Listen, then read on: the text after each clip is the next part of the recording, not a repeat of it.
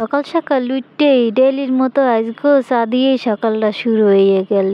তাই সবাই কেমন আছেন? আসসালামু আলাইকুম। মুই কিন্তু একসের ভালো আছি। আর মোর বরিশালের বাইরে ভাই ও বোনেরা আপনার ব্যাপাকে কেমন আছে কিন্তু কমেন্ট বক্সে অবশ্যই জানাই যাবেন। আর যারা মোর চ্যানেলটারে এখনো সাবস্ক্রাইব করেন নাই হারা কিন্তু সাবস্ক্রাইব করে দেবেন। আর যারা মোর পেজে গুনে দেখতেছেন পেজটারে ফলো করে দেবেন। তো এখন বেশি কথা না কই চলেন শুরু করে দিয়ে আজকের ভিডিও। 2 দিন ধরে মুই কোনো ভিডিওই নেতা হের মধ্যেও আছে ছোট ছোট ক্লিপ নেওয়া ছিল হেয়েই দেখো আমনেগুলো গিয়ে একটা ভিডিও শেয়ার করতে আসি। তাই শোনেন, জীবনে সবসময় শুনছি যে বুড়া বেটি দেখে এবার ছোট ছোট ঘুরে করে কিরাস খায়। এখন মুই নিজের সই দেখছি তাও খেয়া কন যাবে না যে কেডা কেড়ে দেখে কিরাস খাইয়ে লাইছি। সকাল সকাল উঠতেই চা গরম করে এরপর খাইতে বইয়ে পড়লাম। তাই আপনারা তো জানেন যে মোর খাইতে বর জায়গাটাই এইসে ভিন্ন। সবাই ঘরের মধ্যে কিন্তু মোর বাইরে নেমে এরপর খাওয়া লাগে, কারণ মোর ধরে এই জায়গাটা ভাল লাগে একসের।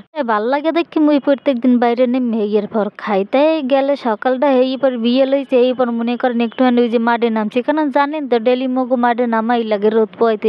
শীত যেহেতু আইয়ে পড়ছে এখন আইয়ে দেখি সবাই রোদ পোয়াইতে আছে। আর লগে লগে মোর বোনটারে দেখেন কি করতে আছে, হে ছোট গুঁড়ো করার খেলনাপাতি দিয়ে খেলতে আছে। এই দেন হাজির পিঠা বানায়, এইটা কিন্তু শীতের কালে একসের ফেভারিট খাওন। খেজুরের গুড় দিয়ে মনে করেন যে সকালবেলা এই পিঠা খাইতে যে একসের মজা, হ্যাঁ খালি মোরা বরিশালেরাই কইতে পারবো যে একসের মজা। আর যারা না খাইছেন হ্যাঁ তো আর বুঝবেন না যে এটা কি মজা আছে। আপনারা যদি কেউ খাইয়ে থাকেন আর আপনার দ্বারা কেমন লাগছে হ্যাঁ কিন্তু অবশ্যই কমেন্ট বক্সে জানাই যাবেন।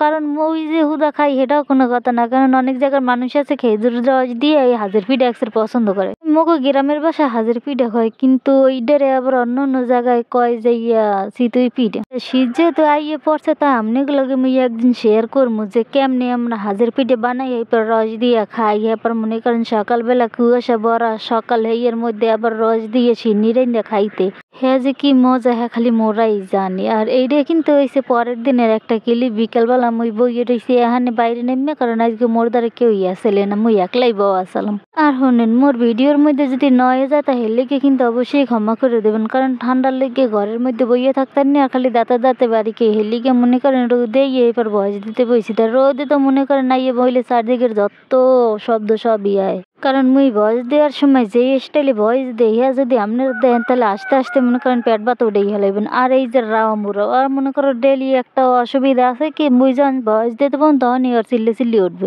আর এই যে ডিউজি সাহেব মানে এই যে কুত্তা আপনারা সবাই মনে করেন চেনে নেরে এরে আমি মনে করেন সাইডে যাইতেছি। মুই এবার কই কিরে কমনে যাওয়া এদিকে হুন্নে যা হে সুন্দর হাসা হাসা খারাইছে কন।